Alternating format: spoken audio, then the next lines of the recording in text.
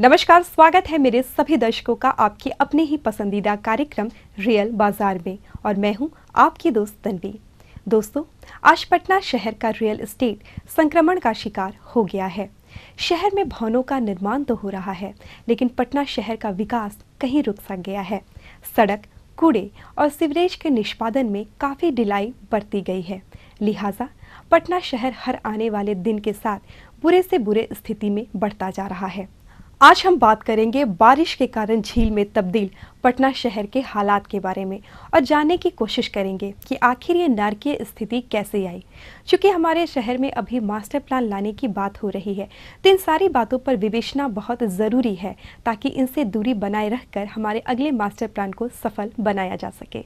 लोगों में आवास की बढ़ती मांग को इस शहर का रियल एस्टेट पूरा करने में लग गया, लेकिन जमीन की कमी के चलते इस उद्योग को शहर के बाहर का भी रुख करना पड़ा।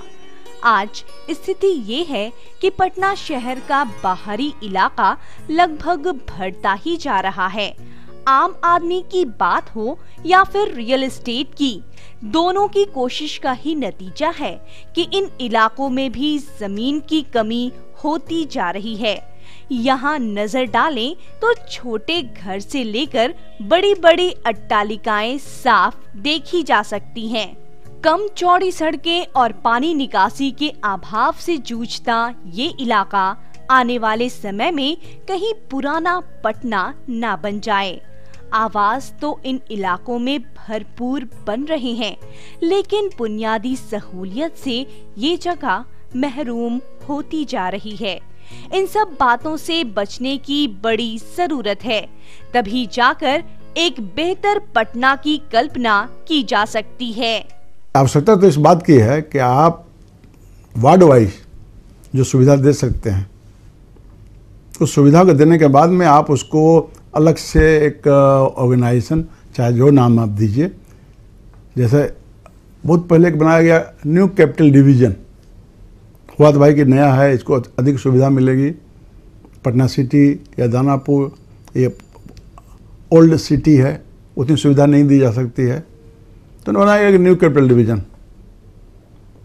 लेकिन नाम ही है खाली, कोई सिविल एमिनिटीज नहीं हुई, कोई न्यू वाली बात नहीं हुई।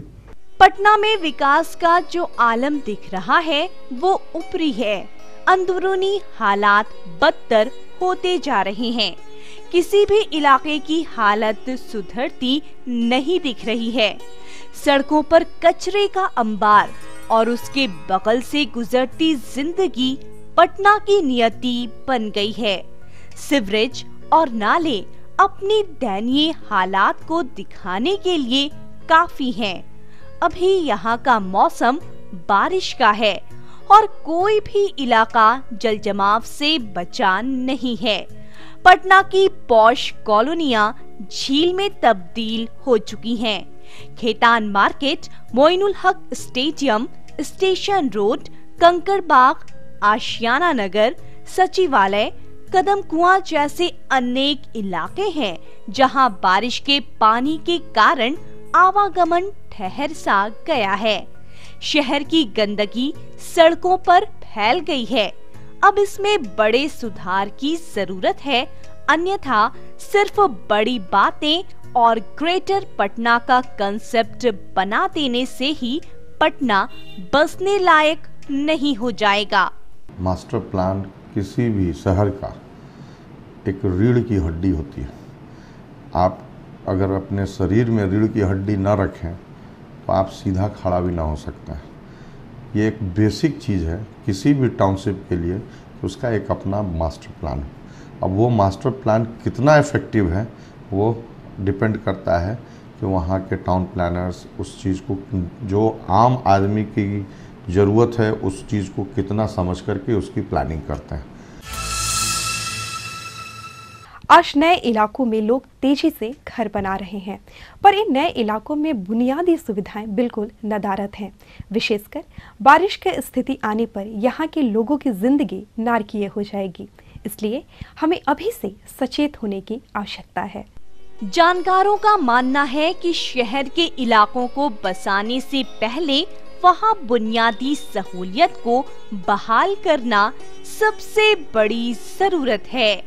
आज नए नए इलाके बसते तो जा रहे हैं, लेकिन सुविधाएं नदारद हैं। सड़क के नाम पर यही वो गलियां हैं जिन पर हर दिन गुजरना लोगों की नियति बनती जा रही है।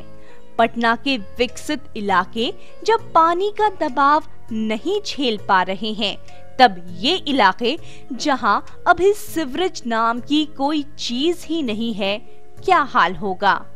आजकल मास्टर प्लान पर काफी बातें हो रही हैं, लेकिन इन बसे इलाकों की तरफ पहले ध्यान देने की आवश्यकता है, अन्यथा वाटर लॉगिंग की समस्या जब यहाँ होगी तब पानी निकासी के लिए लोगों को महीनों इंतजार करना पड़ सकता है। सबसे इम्पोर्टेंट आती है वो है सीवरेज सिस्टम। आज पटना का सीवरेज सिस्टम अगर सही ढंग से नहीं है तो आज उसके कारण ही हम लोगों को जो ये जल जमाव की समस्या मिल रही है। बरसात में एक दिन भी पानी होता है तो रोड पे पानी का जमा हो जाना दिखता है। ये बड़ा ख़राब हाल है। तो मास्टर प्लान में इन सब चीज़ों का बहुत कमोबेश समांजन होना बहुत ज़रूरी है। खास करके जो ग्रीन बेल्ट, ओपन पार्क, ये सारी चीज़ें जो हैं जो कि एक आदमी को एक सुकून देता है, वो सारी चीज़ें पटना से करीब करीब ख़त्म होती चली जा रही हैं। आज पटना शहर की स्थिति एक कस्बे जैसी हो गई है। पूरे शहर में व्यवस्था के नाम पर कहीं भी कुछ दिखाई नहीं दे रहा है। तभी तो सूबे के सबसे विकसित शहर के नाम में शुमार पटना शहर आज बिल्कुल अपनी गति को खोता जा रहा है। लेकिन इसके विकास को एक बार फिर से गति देने की ज़रूरत है, ताकि चंद दिनों की बारिश में पटना शहर की तस्वीर कुछ धुंधला ना जाए। इसी तमाम तरह की बातों पर आगे भी चर्चा को जारी रखेंगे, लेकिन फिलहाल यहाँ रुकते हैं एक छोटे से ब्रेक के लिए।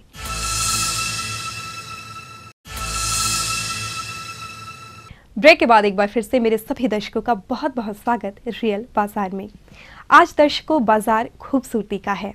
अगर शहर आकर्षक हो तो अपने घर को भी सजाने का जी करता है, और बाजार ऐसे ही गृह सज्जा के अनेक सामानों से भरा पड़ा है। उनमें से कुछ भी चुनिए और अपने घर को सजा ले, ऐसी बात नहीं है। जी हाँ, घर की सजावट में इंटीरियर डेकोरेटर का एक खासा महत्व होता है। वो बताते हैं कि कौन सी चीज़ को कहाँ लगाएं कि वो आपके घर की खूबसूरती में चार चांद लगा दे। तो कैसे इंटीरियर डेकोरेटर छोटी छोटी बातों का ध्यान रखकर आपके घर को देते हैं एक नया आयाम, और कितना ज़रूरी है गृह सज्जा में इंटीरियर डेकोरेटर की भूमिका। आइए इन तमाम बातों की जानकारी हम आपको देते हैं। किसी भी जगह जितनी मांग आवास की होती है, उससे कहीं भी कम रहने और शयन कक्ष की सुंदरता की नहीं होती है। यही कारण है कि अपार्टमेंट की संस्कृति में फ्लैट में मिल रही सहूलियत का पूरा फायदा पटना का रियल एस्टेट बाजार उठा रहा है। इन भव्य इमारतों में 2 या 3 रूम का फ्लैट अपनी सुंदरता के कारण भी लोगों को काफी भा रहा है।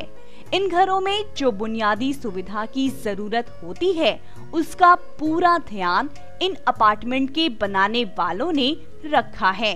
साधारण और आधुनिक बाथरूम से लेकर डिजाइनर किचन तक की व्यवस्था आज बन रहे आवासों में की जाने लगी है, और यहीं से शुरू होता है ऐसे भव्य और सलीकेदार घरों में रहने का सपना। इस तरह के घर में रहने के सपनों को और भी संवारा जा सकता है। बस जरूरत है उसे पूरा करने की और अपने बने मकान को सलीके से सजाने की। एक घर जैसा भी हो, परिवार के लिए सबसे प्यारा और पवित्र स्थान होता है।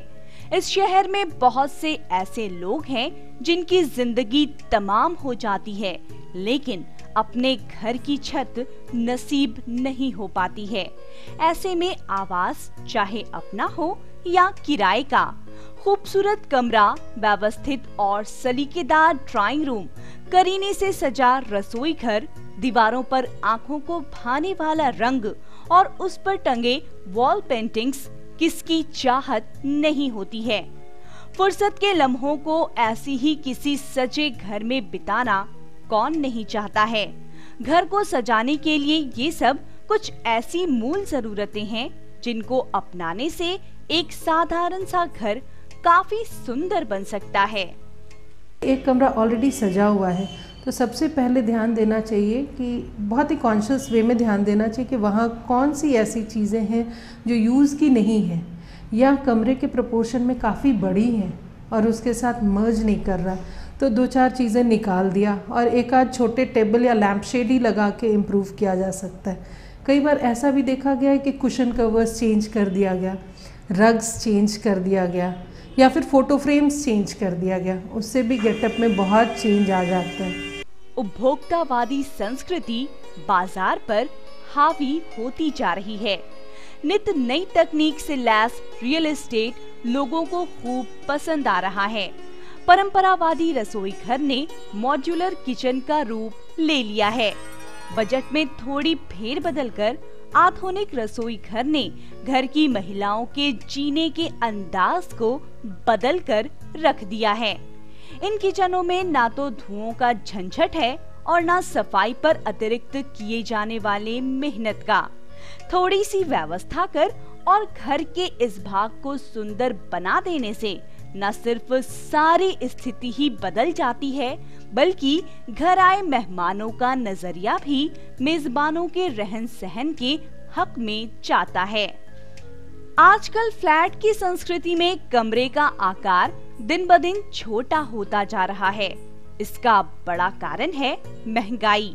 रियल एस्टेट में फ्लैट के साइज का निर्धारण बजट पर निर्भर करता है। यही कारण है कि बाजार में बड़े आकार के कमरों की तुलना में छोटे कमरों की मांग बढ़ गई है। जानकार का कहना है कि ऐसी स्थिति में कमरों के आकार से घबराना नहीं चाहिए। ऐसा घर जिसमें कमरों सहित ड्राइंग रूम और बच्चों का कमरा छोटा हो, उसे सही से सजाकर भी भव्य बनाया जा सकता है। इस क्षेत्र के जानकार का मानना है कि कमरों की साज सज्जा और घर के जरूरी सामान की व्यवस्था जगह के अनुरूप ही करनी चाहिए। कमरों को सजाने के लिए और क्या है खास और एक विशेषज्ञ क्या देते हैं सलाह इस बारे में। बेडरूम एक ऐसा जगह है जहाँ बहुत ही रिलैक्स्ड मूड में रहना चाहते हैं लोग, तो उसको ऑब्वियसली बहुत बोल्ड कलर्स ना यूज़ करें, बहुत ही सोबर कलर्स यूज़ करें। हालांकि ऐसा नहीं है, कोई हार्ड एंड फास्ट रूल नहीं है कि कलर कॉम्बिनेशंस में रेड के साथ वाइट ही जाएगा या रेड के साथ येलो ही जाएगा।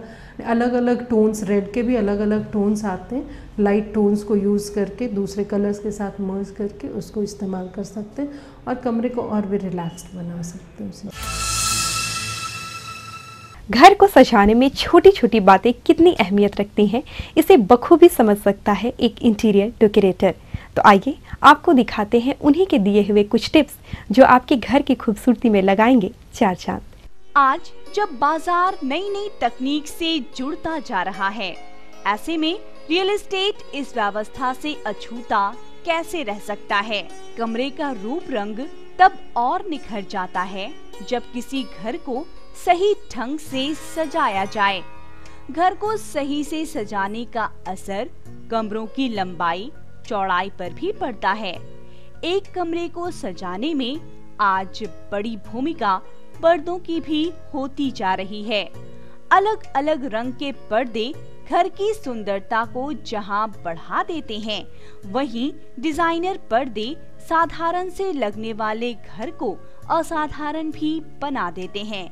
आज बाजार में अनेक तरह के पर्दे हैं जिनको अपने बजट का ध्यान रखकर लगवाया जा सकता है और ऐसा कर घर को लुभावना रूप भी दिया जा सकता है। कमरे को थोड़ा और लाइवली बनाना चाहते हैं तो आप प्लांट्स यूज़ कर सकते हैं। इंडोर प्लांट्स का बहुत इम्पॉर्टेंट रोल है। इंडोर प्लांट्स में जैसे एलोवेरा का या फिर स्नेक प्लांट या फिर स्पाइडर प्लांट, मनी प्लांट, इस तरह के बहुत सारे प्लांट्स हैं जिसको आप इंडोर, चाइनीज़ फ्लावर्स वो सब यूज़ कर सकते हैं। बॉन्साई ये आता वो यूज़ कर सकते हैं। उसके अलावा छोटे फाउंटेन्स आते हैं, 1-2 फाउंटेन लगा लिया तो बहुत इम्पॉर्टेंट है। इसकी वजह से पूरा गेटअप चेंज हो जाता है। एक सजा संवरा कमरा न सिर्फ घर की शोभा बढ़ाता है बल्कि उसमें रहने वाले लोगों के सलीके को भी दर्शाता है। घर और उससे जुड़ी कुछ इसी प्रकार की बातों को आगे भी रखेंगे जारी, लेकिन फिलहाल यहाँ रुकते हैं एक छोटे से ब्रेक के लिए। तो लेते हैं एक छोटा सा ब्रेक।